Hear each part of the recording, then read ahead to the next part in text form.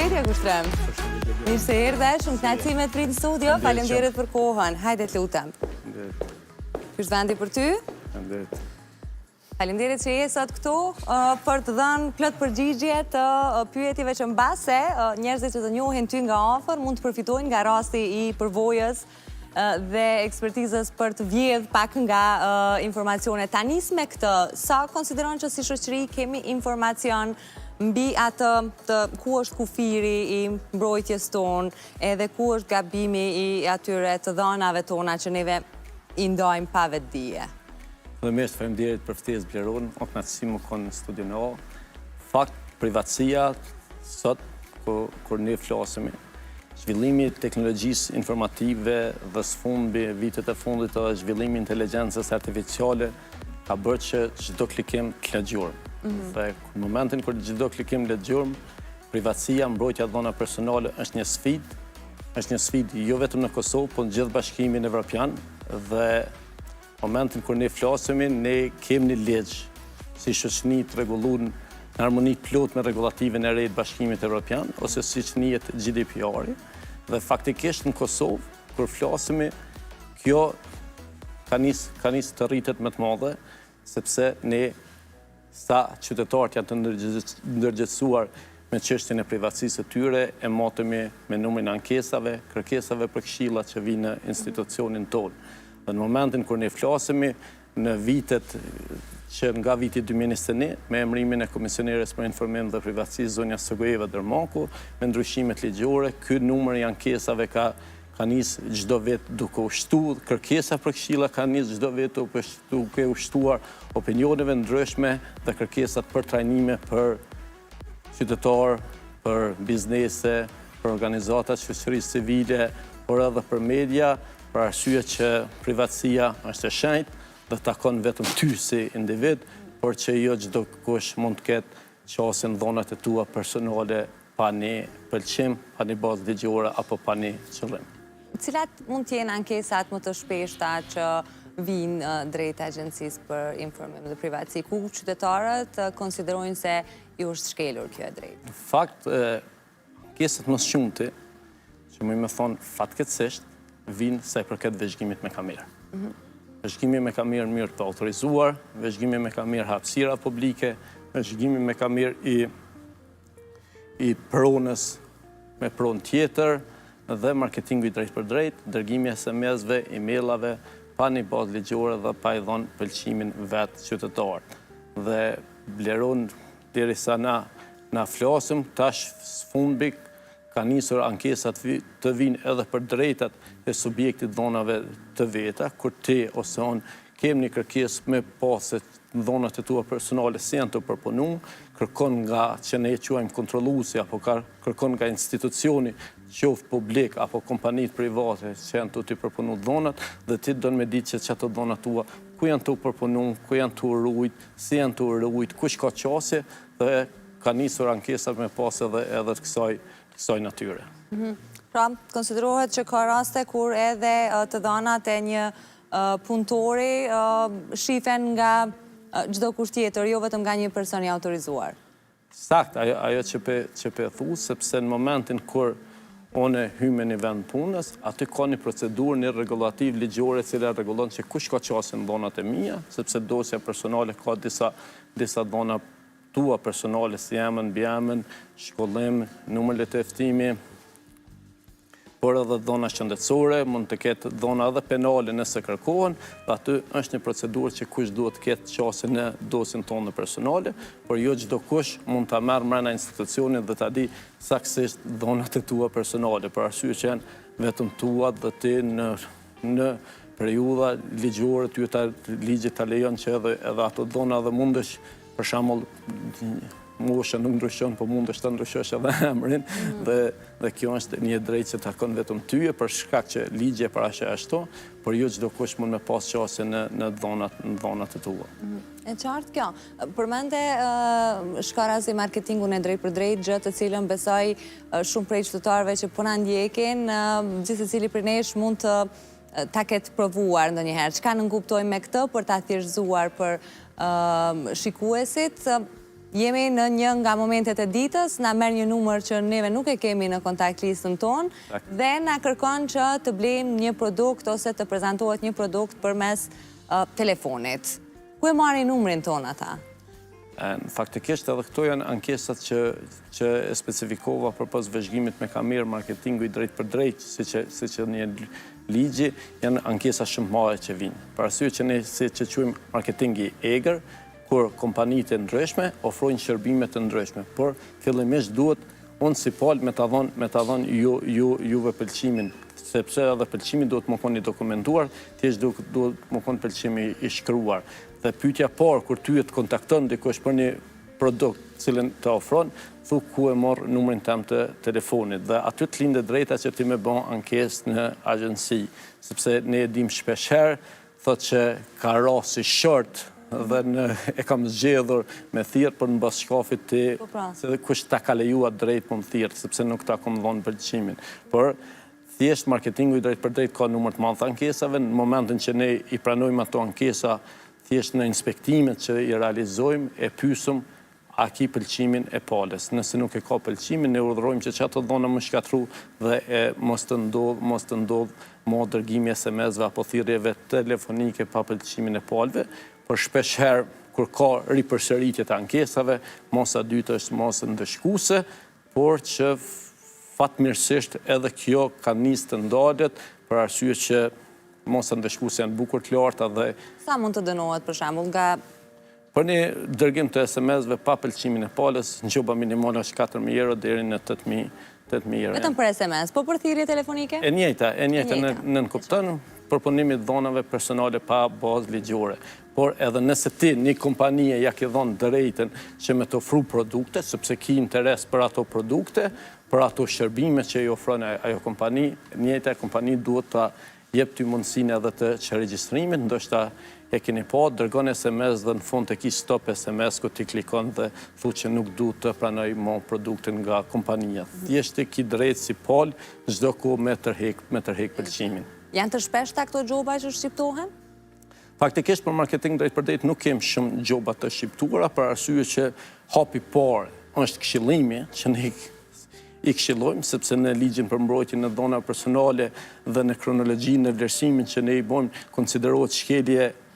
më lehtë e ligjit për mbrojtje të dhonave personale, por kur ripërsëritet nga i njëjtja kompani dërgimi SMS-ve të palët, atëherë nuk ka mos tjetër përpos gjobës dhe nuk mund të them saktësisht me numër, por parafërsisht janë 6 gjoba të cilat ju kanë çu kompanive ndryshme që ofrojnë produkte pa pëlqimin e subjektit dhonave. Ndërsa në rastet ku shqiptohen gjoba më së shumti ose që ka ankesa më së shumti, cilat mbesin? Në fakt, Agjencia për Informim Privatësi,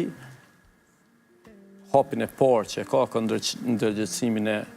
kontrolluesve që ne i quajmë, institucioneve, kompanive, përpunuesve të mëdhej të dhonave personale, siç janë institucionet publike qendrore apo komunale, kompanitë të sistemit bankar, kompanitë e sigurimeve shëndetësore, kompanitë spitalet të ndryshme, dhe ne shkojmë në ndërgjegjësim. Hapi dytë të këshillimi institucioneve si të veprojnë në harmoni me ligjin për mbrojtjen e dhonave personale, kur ka shkelje ne urdhërojmë, por aty ku ne thjesht si institucion i morëm mosën e fundit që në shqiptimi gjobave është kur ka publikim dhonave personale në mënyrë të pa autorizuar dhe kur ka rrjedhje të dhonave personale, apo si që njët si data breach. Me që po flasim pra për ndërgjegjësimin më tepër, hajde t'ja japim edhe këtë hapësirë më shumë kësaj kohje. Nëse flasim për kartelat bankare, mes të cilave, sidomos me shtimin e porosive online, kjo është bo edhe më prezente. Shpesher dëgjojmë raste që bijem prej qytetarët e mashtrimeve të webfaqeve të ndryshme që i kërkojnë fotografimin edhe të dokumenteve identifikuse, po edhe të kartelave bankare. Sa të shpeshta janë këto që ju i keni si raste? Janë shumë të shpeshta. Ju e keni parë edhe përmes rrjeteve sociale ka shumë platforma fake apo platforma të rreme që thonë që jepi ti dhonat personale, sepse sot dhe dhona personale kur flasëm është një monedhë, dhe jepi dhonat personale sepse ty të ndihmon në punësim, të ndihmon në zhvillim të karrierës, dhe në momentin që ti jep ato dhona personale tua, qoftë emër mbi emër, numrin personal, numrin e llogarisë bankare, ato thjesht ti nuk e merr asnjë përgjigje pi atij dhe shkon ai me një periudhë mbledh dhona dhe me një periudhë zhduket si aplikacion. Ne kemi memorandum bashkëpunimi me policinë e Kosovës, për arsye që ne i quajmë këto krime kibernetike të cilat ndodhen, por tek ajo që ju Bleron pyetet, ne faktikisht kemi një platformë që ambasada amerikane na ka sponsorizu apo thjesht na ka ndihmu që me detektu rrjedhjen e dhonave të cilat ndodhen, dhe është fat që ka shumë rrjedhje dhonave përmes kartelave bankare. Ne jemi në fazën e inspektimit në sektorin bankar dhe del që shumica e rrjedhjeve fytyrëve të dhonave ndodhin nga vetë klientët. Në momentin kur ne marrim informacion, apo banka merr informacion, ato kartela bankare bllokohen për arsye që në moment të caktuara thjesht kur tyet të vjedhet numri llogarisë bankare dhe në mënyrë automatike ty edhe mund të dëmtohesh në buxhetin ku ti i ki, por që bajt apel të qytetarët e Republikës Kosovës, kenë kujdes ku japin dhonat e tyre personale, sidomos në platforma jo të sigurta. Sepse ndodh shpesh herë që vetë ne si qytetar bim prej dhe domin faktikisht e kemi shkaktu vetë, atëherë kjo kalon më në vepër penale. Personalisht s'ke ra prej ndonjëherë kësaj? Deri më tani jo. Deri më tani jo. Fatmirësisht uroj që të ketë sa më shumë informim edhe vetëdijsim të qytetarëve që të marrin pak kohë dhe minuta, sepse disa faqe janë lehtë të verifikueshme për mundësi të tilla manipulimi, kështu që vetëm të jemi pak më të vëmendshëm. Jemi në një periudhë të fushatës zgjedhore. Nëse marketingu i drejt për drejt, pra siç e quajtet i egër i mënyrës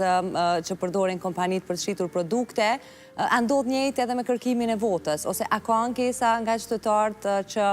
dikush nga subjektet politike ose dikush në emër të subjekteve politike pa paragjykuar i tret ata për t'i kërkuar votën? Faktikisht, ne e kem pas këtë fokus në kaluarën, duke parë që kem pa shumë ankesët qytetarëve në të kaluarën sa i përket marketingu drejt për drejt gjatë fushatave zgjedhore. Ne kem nxjerrë një udhëzues për partitë politike, se si të përpunojnë dhonat personale të qytetarëve tonë të Republikës Kosovës, sepse jo çdo kush partia politike mund të përpunojë dhonat personale vetëm të anëtarëve të vetë, cilët i ka, por jo të qytetarëve të thirrë të ofrojë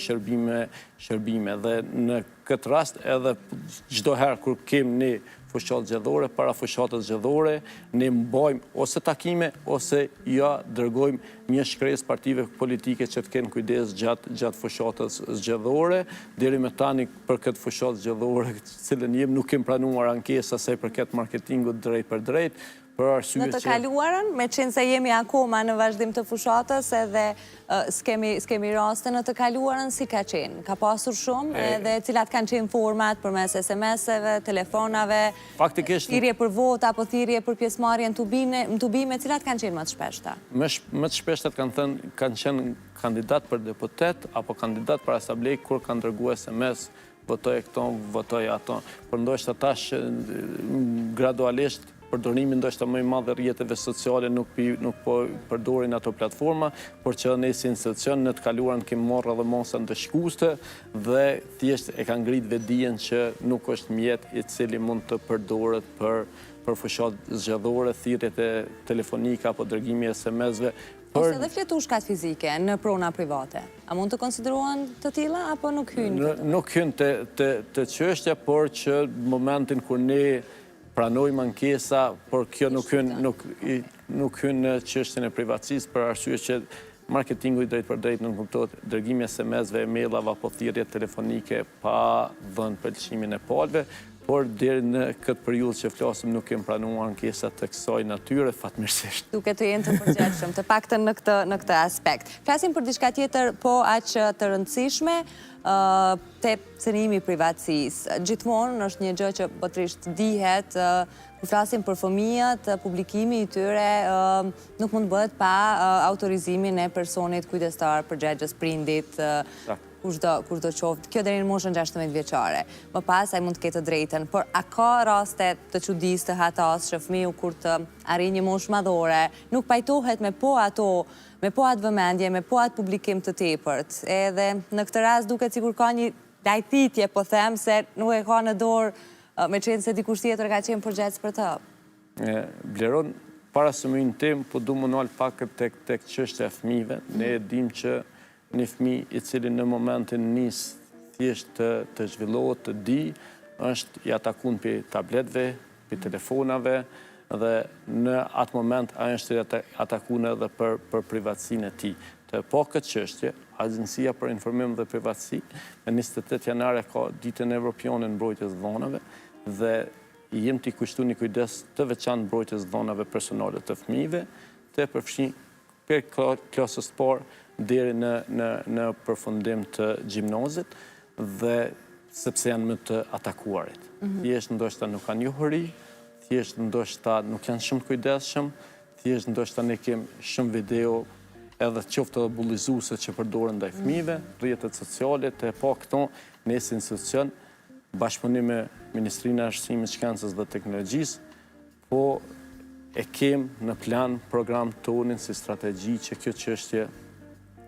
të shtinjet në orën e parë mësimore, ose së paku të ketë video sensibilizuese dhe lojra që fëmijët të kuptojnë se sa rëndësishme është privatësia tyre, sa rëndësishme sepse janë thjesht më të atakuarit që të ardhmen, sepse ata janë në një moshë shumë të re, po të ardhmen ajo mund gjithë jetën e vetë mund të ndikoj, të përcjell. Dhe për këtë arsye ne i kemi kushtu një kujdes veçantë kësaj natyre, dhe sa i përket publikimit fëmijëve, të prindve, të kujdestarve,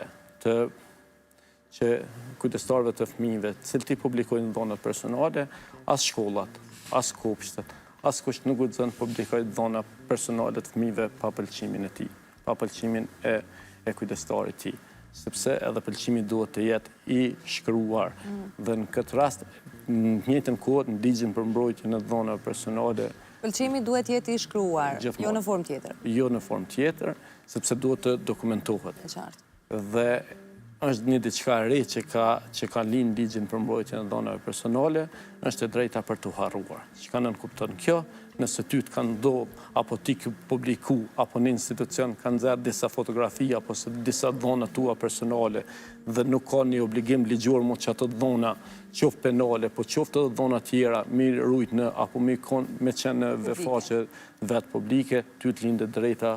që quhet e drejta për të harruar, çdo herë ti mund të kërkosh që ato dhona të largohen dhe mos të jenë të qasshme për palë të drejta. A do t'i bëj kjo fëmijët? Ju përgëzoj për iniciativën që në orët e para ata që nga një moshë e hershme të vetisohen për të drejtat e tyre, sidomos për një të drejtë kaq të rëndësishme mbrojtjes së dhënave personale. A do t'i bëj kjo ata që të kuptojnë se mund të kenë të drejtën edhe të dëgjojnë notën e tyre individuale pa prezencën e të tjerëve?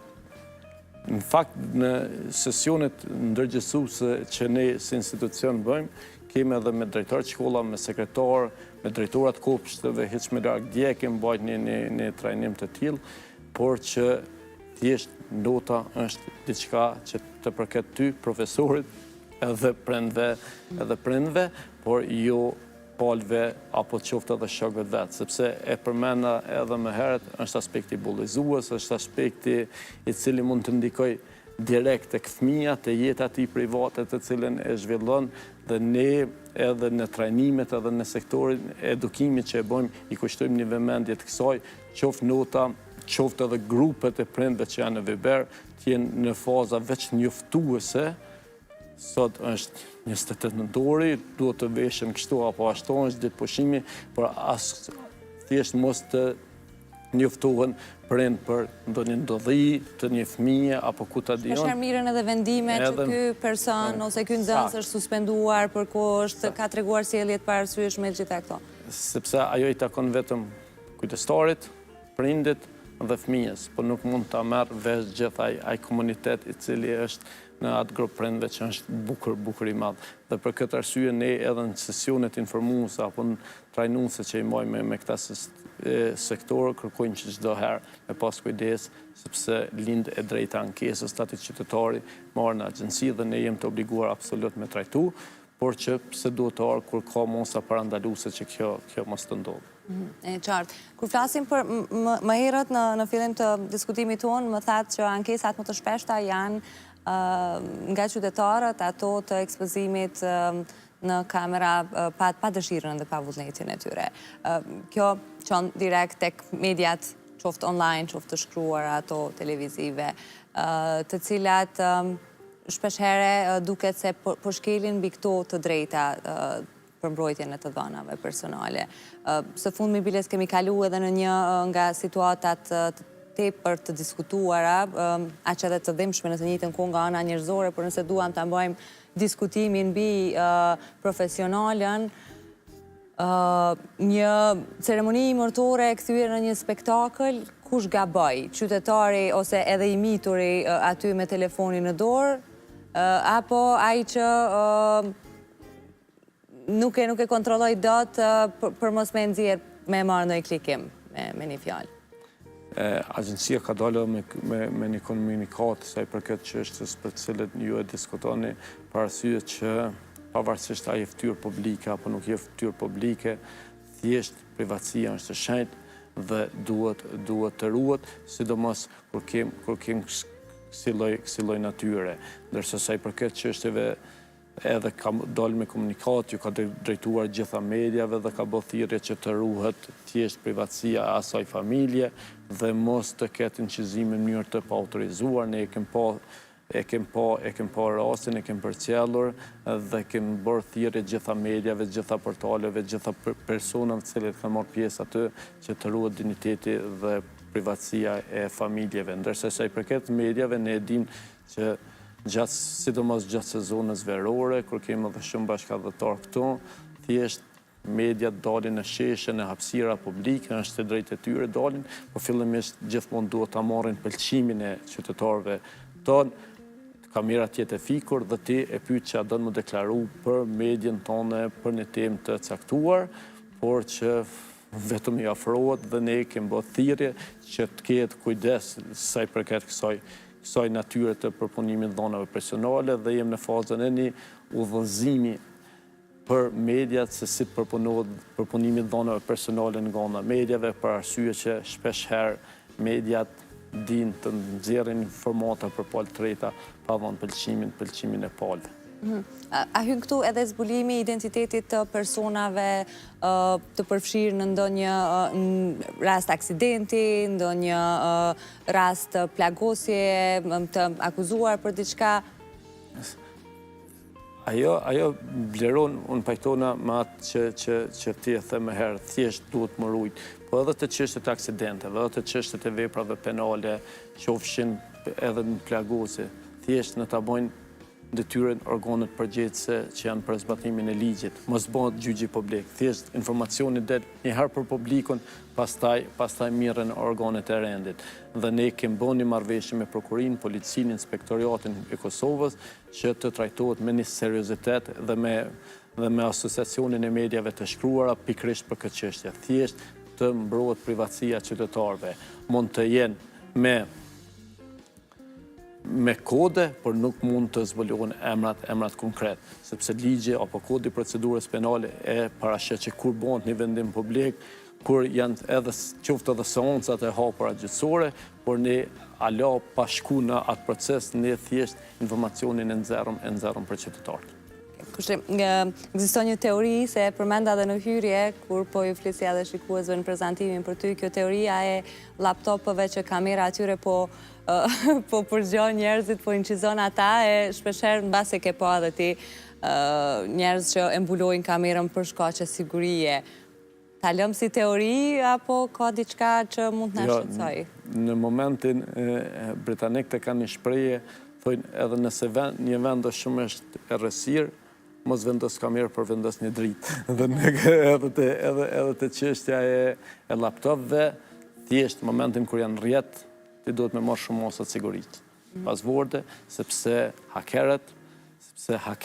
e zi që ne i quajmë, ata të punë e kanë thjesht, dojnë me gjetë hapësira ku mund të marrin informata, ku mund të marrin dhona qytetarëve, forma ndryshme, të i përdor edhe laptop. A janë institucionet tona publike të atakuara shpeshherë nga haker për qasje ose për tentativ në qasje të dokumenteve përkatëse të institucioneve? Në fakt, Agjencia e Shoqërisë së Informacionit, që është institucion kompetent ose umbrella e zhvillimit të teknologjisë informative në Republikën e Kosovës, në mënyrë të vazhdueshme ban testime, sepse kemi një bashkëpunim jashtëzakonisht mirë me ta, ban testime të programeve veta, të aplikacioneve veta, deri me tani ne nuk kemi një informacion që kemi pas ndonjë sulm, për arsye që në momentin ka sulm edhe ka rrjedhje dhonave, duhet brenda 7-2 orëve më njoftu nëse institucion, deri me tani s'kem fatmirësisht, po them, nuk ke marrë asnjë njoftim të kësaj natyre dhe është e mira sepse ka investime kogje të mëdha në këtë proces. Okej, jam krejt në fund. Shkurt të traqë, cila kish me qenë këshilla kryesore ku duhet më së shumti të jenë të vëmendshëm qytetarët? Thjesht qytetarët duhet të jenë më shumë të vëmendshëm ku japin dhonat e tyre personale, duhet të sigurohen që janë të dhonë në një platformë të sigurt, dhe ju lindë drejta çdo herë me ditë se qoftë edhe të kartelat bankare të dinë se ku i ruhen ato dhona, ku përpunohen, dhe duhet që dhonat e tyre personale të ruajnë. Kisha pas një thirrje publike që çdo herë kur ju keni një dyshim bazuar që dhonat e tua personale janë tu keq përdor, ju lutem drejtoheni me ankesat mund të drejtohen edhe faqet të Agjencisë për Informim dhe Privatësi dhe ne jemi të obliguar atë të trajtojmë në mënyrë brenda fateve ligjore që është brenda 3 muajve. Faleminderit shumë për kohën edhe për shërimin e gjithë këtyre çështjeve që diskutojmë. Faleminderit shumë Derun. Të premtave, neve ndalim edhe shohim se pasi kuptojmë gjithë